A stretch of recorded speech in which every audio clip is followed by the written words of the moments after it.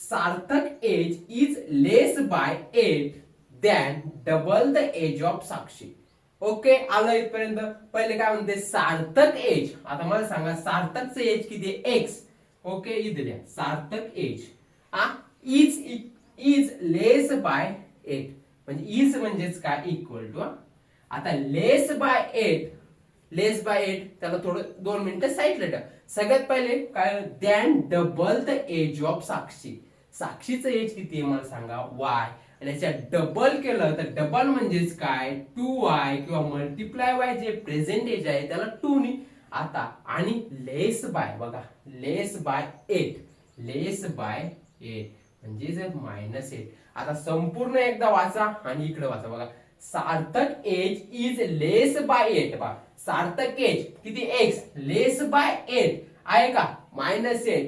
पण कधी, than double the age of Sakshi. साक्षीचे एज किती आहे, प्रेझेंट, त्याच्यात डबल केलं आणि त्याच्यातून -8 केलं लेस बाय, तेव्हा सार्थकचं एज आपल्याला भेटतंय, असं त्यांचं म्हणणं आहे. आलं केलं, Sarthak age less by 8 than double the age of Sakshi.